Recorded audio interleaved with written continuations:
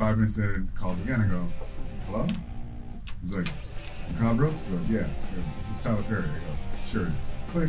No, it's not. It's fucking so hungry. I know. That's it. I'm taking my shirt off. Oh my God! Take You were my shirt off. gonna do that at some point. Yeah, I was waiting to. I was dying. I'm sweating. I fucking love it. You wanted to play basketball. I did. Okay.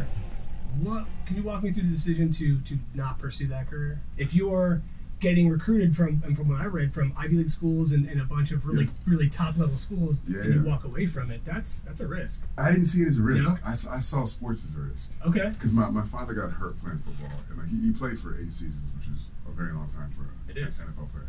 But I also saw the toll that it took on his body, the toll that it took on his psyche. Like, you know, he's part of that NFL lawsuit where like he probably has early stages of dementia. Yeah. Tells you the same stories over and over and over again.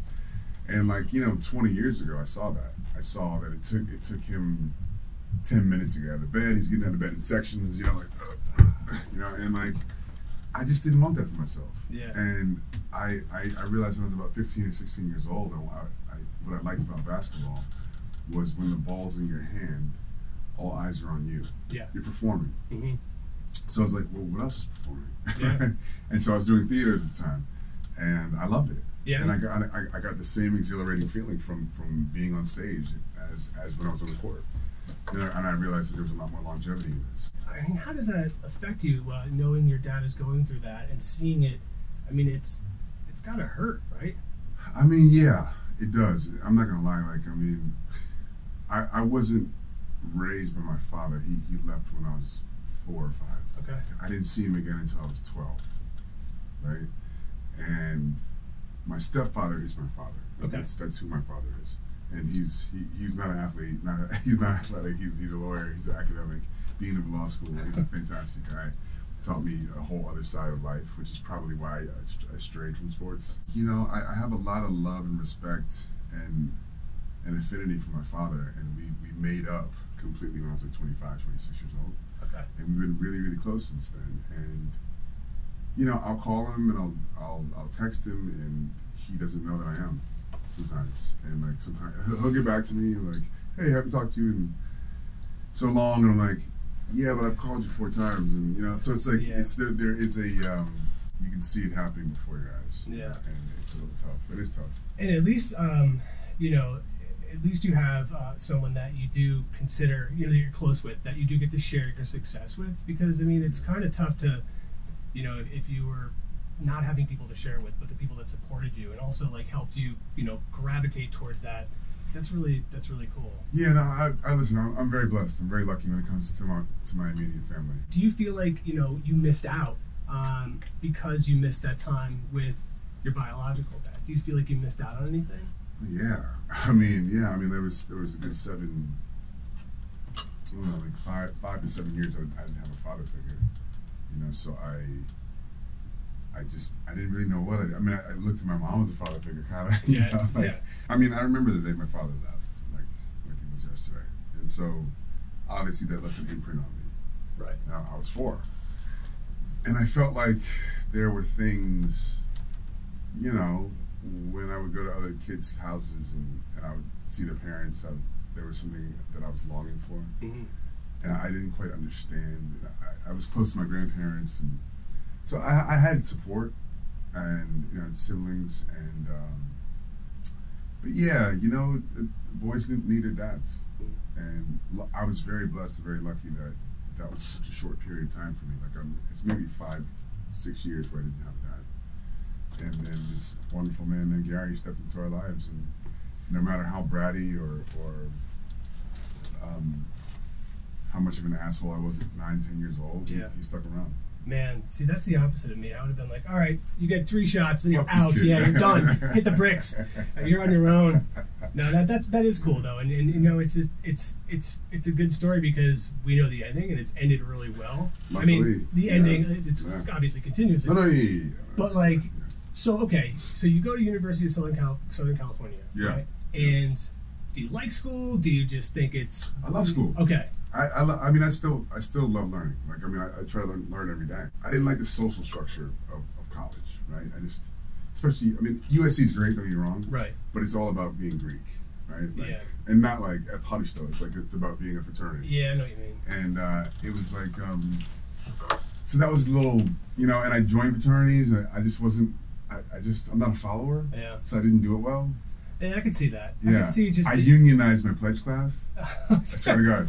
And we all quit one fraternity. 26 of us quit a fraternity, went to another one. And they're like, what? And we negotiated terms. Man, So- you must have been really popular with the ones you just vacated, so they had like no recruits or whatever. Like, Oh, they hated us. are you playing basketball when you go there and then decide not to pursue it? Okay, so the funny thing is I got 26 basketball scholarships. I took none of them.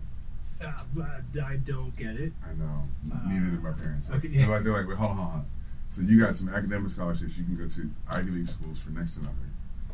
You can go play basketball at 26 Division I colleges. Some of them are in the you know, Sweet 16. And you're saying, and you want to go pay for USC? My mom was like, you're crazy. And if you want to do that, you got to pay for it yourself.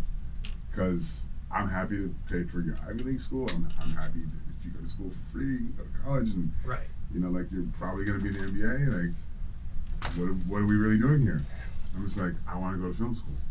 And she was just like, that's not a real career. Because my mom's a journalist. You got to understand, like, Okay. there's no context Right. for what I wanted to do. And the odds of making it to the level you're at are less than Yeah. a percentage point. exactly. So I could see being a protective mom being like, Absolutely. "Eh." Absolutely. And I understand where it came from. It came from a place of love and fear. Right. Right? And I just didn't have that fear. You know, so I never saw it the same way. I just always knew that I if I could visualize it, I can be there. This was not easy. Yeah. Like, and it's a marathon. You just have to sort of just keep in mind that, like, your work ethic is everything. That's it. It's everything. Like, your talent has something to do with it. Mhm. Your confidence has a lot to do with it. But your work ethic is 85%. So as difficult as it got, did you ever think, this? I can't fucking do this. I gotta pay bill. I gotta walk away from this and do something else. Or were you just gonna stay with No. it? Yeah. No, you know, there came a time when I was completely broke, and I mean, I came to LA with $300. Like, I lived on somebody's couch. Like, it was never easy. Right. It was never easy. Like, my parents did well, but once again, they're academics. They're like, you're going to LA to be an actor and make movies. Yeah. Do it yourself. Like, we'll see you in a year, Oh. maybe 2. Yeah. You know, Right. and it wasn't a rude thing. It was just like, Look, they're being realistic for what the statistics tell them. absolutely. So I get it. And so, like, I as I've gotten older, I understand it a lot more. But there was times when I was just like, you know, I don't care. Like, if I have to sleep in a car or whatever the case is, like, I'm not walking away. Like, Yeah. no, there's no plan B. Yeah. I mean, Like, it's so funny. You Plan say B that. is to try harder. Yeah, it's so funny you say that. A lot of people I know that are successful, whether it be in entertainment, a lot of entertainers actually have said that too. Like, no, this was it. Because So- the minute I start thinking about a plan B is the minute I'm not focused. So here's the thing: the minute you start thinking about plan B is the minute you're admitting to yourself that this may not work, Right. right? And if you're admitting to yourself that this may not work, that's already subconsciously in your mind. And now you're making it real. You're validating it. You're giving it support. You're giving it a plan. What the fuck? Yeah. And then that becomes a reality. That becomes a dimension that you can cross over to. And I never wanted that dimension to exist for me. But as you're struggling and your friends start to get parts and get roles and start to, do you get jealous of them? Be like, what the fuck? Like, what? He sucks. Like, what about me? I would have been good in that part. That has happened. Yeah, I could see that. That has happened. Happens to me every and that has happened. But I got to a place where, like, my life was a certain way, and I was a certain way until May 20th, 2009, and I had these complications from a parasite I got in Africa, and I died. I passed away. I flatlined. Jesus. And I came back. And then I never saw the world or life in the same way ever again. And I kind of understood what this was a little bit better. And There was things that were open up into my consciousness that I didn't realize. And jealousy is no longer part of that. So that just faded. I'm assuming with other things too. Yeah. There's a lot of things that became very transparent. Jealousy. So jealousy is an imaginative circumstance of a vivid imagination. It's just the negative expression of your vivid imagination. So your imagination can also be hopeful. Okay. Your imagination can also be supportive. Right. Your imagination can also be abundant. There's all these things you can put that consciousness to, that most of us think we're competing against each other. Most of us think that this is a zero-sum game, that there's not enough to go around, that if he gets this, then I don't get this. No, if he gets that, you get something else. Right. And so you lose because you can't get both. Right. So if you audition for a part, yeah. you don't get it. There's another part out there that's probably better for you. That is better for you. Yes, that is better for you. And the point is, it's like most of us get jealous or upset or whatever the case is because we find out the truth about the fact that we're not psychic. Yeah. You go, well, I wanted that. I saw myself. No. You're basically seeing yourself as a success, and you've placed the specificity of that role on that. That is a really intense thing to happen to somebody, Yeah. and you hear stories about this. Was there some sort of light? Did you go somewhere? Do you recall it? We're going there? I gotta know, man. I gotta know this stuff. I'm sorry. It's fucking so hot, dude. I know. I used to have a fan on. Trust me, I'm actually sweating too. That's it. I'm taking my shirt off. Oh my God! Take you my shirt off. were gonna do that at some point. Yeah, I was waiting. I was dying. I'm sweating. I fucking love you, man. That's awesome. That's great. That's great. That's so great, man. It's gonna do what we talked about Supergirl, man. I love nerds. I'm a huge nerd. I love nerds. Perfect. But I do have to know this. Okay, so I'll tell you the whole story, man. Like, I was shooting a movie called In the Valley of Elah in Africa, in Morocco. And it was a beautiful time. We were hanging there for a while, and a bunch of us actors, after the movie wrapped, we went around, did like a road trip around Morocco, and we happened to go to this really small town called Essaouira. And Essaouira is in the north of Morocco. A lot of expats there, very friendly to Westerners. And they have these things called these riads, which are these big, like rectangular, homes that are 5 or 6 stories, but with like a courtyard in the middle. Okay. Think of like a square donut. Yeah. Right? But like each floor has like 6 or 7 rooms, and really beautiful. Right in the water. So I went to this little hole in the wall spa thing, and I think I got some water in me. And I went to Germany right after that to go find my estranged sister. And I've been looking for her for 10 years, and I found her within like a week. And this is before Facebook. It was like 2007. Okay, yeah. And strangers helped me. The concierge of the hotel helped me. You call people on the phone book. They helped. Like it was like a lifetime book. It was crazy. But I got really, really sick, and so I had this gastrointestinal problems, and that lasted for a little while, and like they were off and on for a year, and then or a couple of years, and then I was shooting True Blood one day, and I was in a fight scene. Nelson Ellis, rest his soul, he's passed away a couple years ago. He was overpowering me in the scene, and I was just like, this is weird. Like I got at least 40 pounds on Nelson. I'm like, he should not be dominating me to the ground. And I'm having these cold sweats, and I don't really understand what's happening. And then the next day I wake up and I can't get out of bed. And I got diagnosed with swine flu and fucking like leukemia and all a bunch of other shit that just wasn't it. And like a bunch of doctors just made a bunch of mistakes. But you gotta be freaking out at this point, though, right? Of course I was. Yeah. I was 28 years old. And so so finally, like, I pass out. There's a couple times I pass out, ambulances come and like the whole thing. And I just got to a point where I couldn't take care of myself, so I checked myself into the hospital. And I was in the hospital for off and on for about a month. The longest stint was like 10 days. And within that 10-day period, it's late May, they found out that I had this thing on my liver. And it was an abscess, which is like a hole in your liver. It sounds disgusting, and your liver balloons around it trying to protect it. But like when you're breathing, your diaphragm, it hurts like crazy, like because it's pushing against it, and your liver cleans blood, but my liver had a hole in it, so it wasn't cleaning it. So every time the filtration system of blood would go through the liver, it would come out dirty and it would hurt. My fucking eyelashes hurt. Oh my God. There's no reprieve. You can't hide from it. There's 3 things that cause that. 1%, less than 1% chance it's a parasite. 30% chance it's what's it called? Fucking drawing blank here. It's a staph infection. Okay. And a 70% chance it's like it's viral, bacterial, whatever. So they tested me for everything, and they're like, it's probably a parasite, which is really, really rare that you would have that. Like less than a 1% chance. It's tropical disease. Where have you been in the last 6 months? Oh, here. No, I wouldn't do it. I was in Africa 2 years ago. No way you'd be dead. Okay. So they brought an expert in and they figured out it was from Africa. 2 years it stayed in you? I should have been dead within 28 weeks without treatment. So I was a medical anomalous. All the doctors come in like, poking and prodding. I'm like, just fix me. Stop. Yeah. Just okay. I haven't seen this since medical school. Okay, great. Great. Put your shit on, fix me. Yeah. I could fix it in medical school because just do that now and stop fucking taking notes and shit. Like, just do it. So they gave me some parasite medication that I was allergic to. There's 3 types of parasite medication. I happen to be allergic to 2 of them. They gave me one of them, and then in conjunction with the IV drug drip that I was on, like my system just couldn't handle it and crashed, and I went under.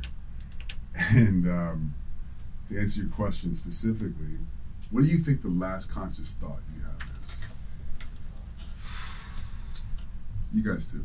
What do you think the last conscious thought? I'm trying to think of what that could possibly be, because it's not something that you're actively searching for. It's just something that just pops up. Yeah. And I don't know what. It's not family, because that's already happened. Is it fear? Is it scare? Is it where you're going? Is it? That's already happened. Okay. You've already come to terms with that. Like you dig down deep, so I'll tell you about that. But you dig down super deep to where your strength is, and you realize that there's a bottom. You go, what the fuck do you mean there's a bottom? There's no bottom. Like I had to save my own life. Right. Because you realize this was happening, and there's a bottom. There's a bottom in your intestinal fortitude when you can't go below, and you're like, fuck, are you serious? And what happens is this voice comes over, and it's your voice kind of, and it's just like, not this time, you're fine, don't fight. And you just kind of accepting that, and you accept that, and you sort of ease into that, and that's scary, all that's happening, and like, you're like, where the fuck am I going, what's happening, like, holy shit, no, yes. Yeah. And then, this question pops in your head, and you ask yourself, did I do what I was supposed to do while I was here? Was your answer no? Yeah, my answer is no. What happens is, because you ask the question of, is there a light? Right? So you start to see they say your life flashes before your eyes. It doesn't. Okay. So it's more of like an orb of existence, where every single thing in your life is present and accessible. And I can dive into this conversation from an omnipotent perspective, right? Right. But it's not linear, because I can go to when I was 12 right here, and when I was 11 is right here, and 5 weeks ago is right here, and yesterday's right here, and blah blah blah is right here. And are they all important, like parts of your life? Like, are they all something that like are meaningful, like conversations or instances? It seems like it's everything. Okay. And then that starts to upload somewhere else. And you're like, what do you mean? Those are mine. Yeah. Where the fuck is that going? Yeah. And you're like, you're literally trying to physically hold on to like yourself when you were 8, and like yourself when you were 17, and yesterday. And you're like, where can this be going? This is what makes me me. This is my personality. This is my identification of who I am. This is who I identify with. Like, these are the observations I've made from in here. Where are they going? Yeah. And you realize they're going to a different version of you. All your senses, touch, smell, hearing, sight, all that stuff, starts to take shape. Like, becomes like a shape, like a geometrical shape, if I could say it that way. And they pulsate in their colors, and you realize that's my sense of touch. That's my sense of smell. That's my sense of sight. And they all start to blend together, and they go counterclockwise, and then all of a sudden they start spinning, and then all this shit's happening, and then they go away. And there's blackness. And for me, I had a lot of pain at the time, and all that went away. So it's kind of like a reprieve, right? And then man, I can't believe going this deep into it. Listen, I'm glad you are. Thanks. Yeah, I'm curious. This isn't where I expected to go, but I'm glad we did, because seriously, I've never had a chance to ask somebody these types of questions, because I've never met someone with that type of an experience. I've only said this once on my buddy's podcast, so this is interesting. And what I remember, I'm not sure if it's the same for everybody, but what I remember was all of a sudden having this feeling, this sense of I wouldn't say levitation, but like floating kind of, and like, but it was like this sort of slow bouncing almost, if I can describe it that way. And then as far as the eye could see, it's like a black TV. It's like when the TV's off. It's shiny, and it's liquid, and it's just completely placid, just completely flat, as far as the eye can see. Like, but you're moving, and you're affecting it, and you're making ripples in it. Right? Right. And you don't have a body. And you're aware, but you're aware of a body. Does that make sense? Like, yes. You look down, ish. You're aware of like 270 degrees. And there's nothing there, but you feel something. Right? Yeah. But you feel fucking 50 times the size as you are right now. Right? You're a big dude. But you feel 50 times the size as you are. Right. Right? And then what I remember seeing in the distance was a horizon that I recognized. Like far off in the distance, as I got closer, it was kind of like you're moving at a pretty good pace.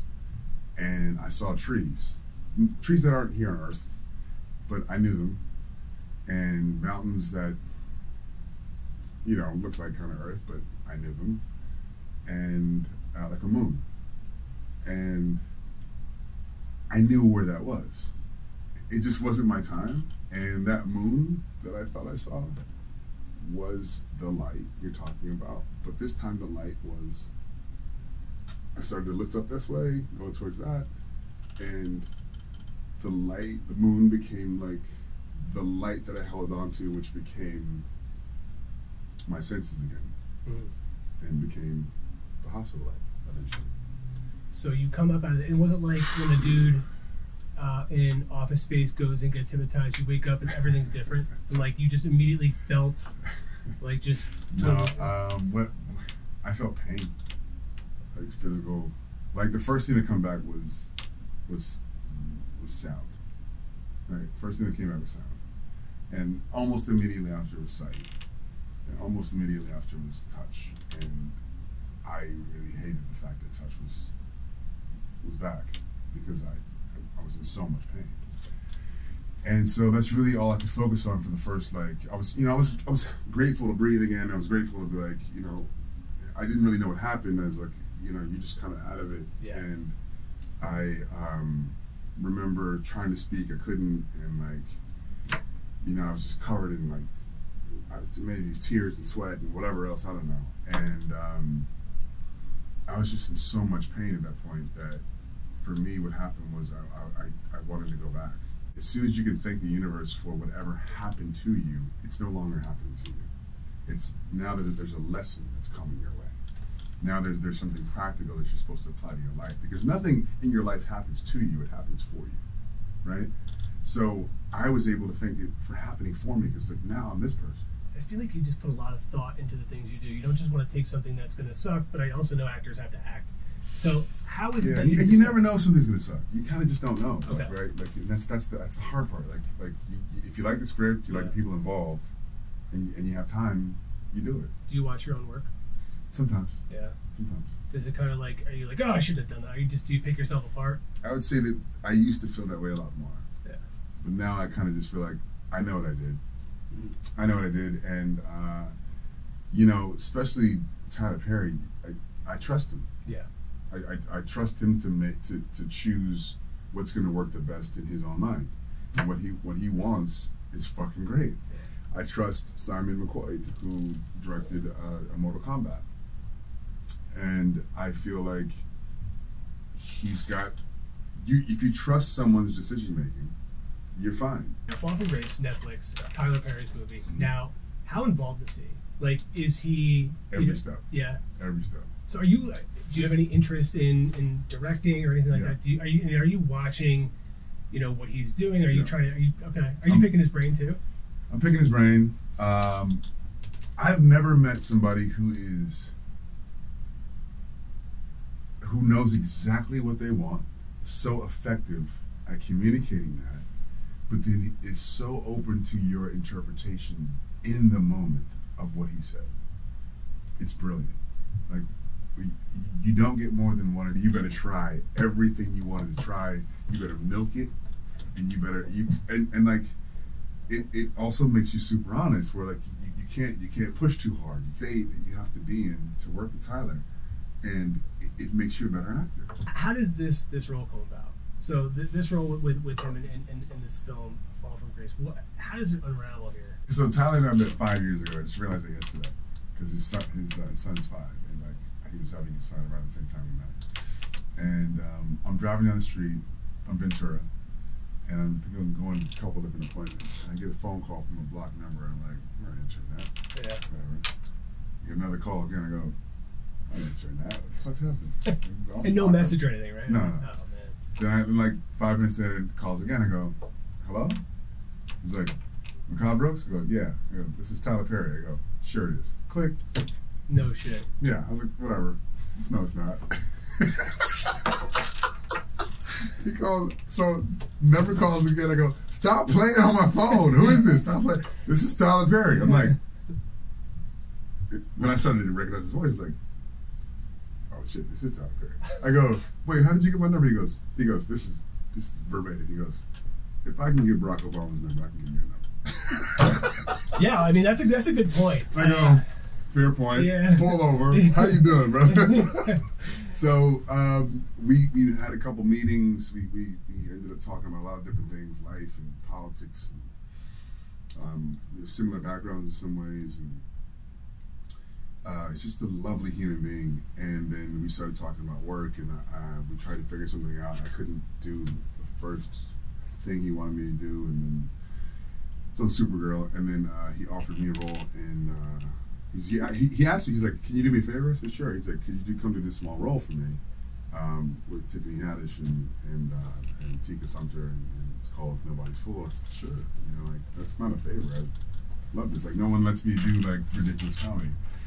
So I went and did that, and I did that for, like, 3 days, and we had a blast, and he was just like, this is a lot of fun.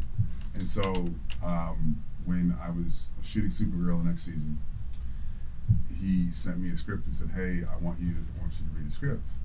I want you to play this. I want you to look at this character. So I read it I stopped whatever I was doing. I read it immediately, and I got back to him in 2 hours and said, hey, I love it. He's like, you already read it? I go, Tyler Perry sends you a script, you fucking read it. Yeah. Right? You fucking read it. Yeah. Like, you stop what you're doing, you read it. Right? And I read it, and I thought it was wonderful, and it seemed like such a departure for him. It read more like a David Fincher or M. Night Shyamalan script. Like I was getting lost, but in a good way. Where can people find you on social media? Where can they? Really easy. My name is Macabre Brooks, MEHCAD BROOKS, and all my handles are that at Macabre Brooks. That's awesome. Yeah, Thank no you. one has that name, so it's really easy. Yeah. Just want to thank you for coming in. This was again, we talked about a lot of stuff I wasn't anticipating, but in such a good way. It gives me a lot to gnaw on. Awesome. On a personal level too, to see just about the spiritual enlightenings. That is something I do think about and talk about with people, not typically on this show, but in life. It's important. Yeah, to me it's important, because if I'm not seeking something, or I'm not trying to either know myself better or figure out my place in the world, then what's the point? Yeah, what's going on? Like, I don't want to just be floating and doing nothing, the wrong things. Well, like when you say that, it gives me goosebumps, because I really truly believe that we are in a really beautiful space and time right now. That there's an awakening coming, and we've been very selfish as not in a bad way, but we've been selfish as a society, we've taken from the earth. We've not given back. We've not given back to ourselves. We've not given back to our own brothers and sisters around the world who have less than we do. And that's a state of consciousness that we can't be in anymore because we're so connected. And we're going to start seeing and feeling how bad that feels for our spirits. And really, just to connect everybody and just to make this world a better place, sounds really corny, it starts with focusing on yourself, Mm-hmm. and then emanating that outward. So you this is great, and I think you're I can see it on you, and you really have come to that genuinely. Yeah. And I think that you're hearing the drum beat from Mama. Yeah. Yeah. I think you are. Well, I'm gonna when next time you're in, I will tell you. I'll give you I'll give you an update. I'll give you my email. All right. Yeah. Please and do. I'll invite you down to Columbia. Oh, I'd love that. Absolutely. All right. See you then.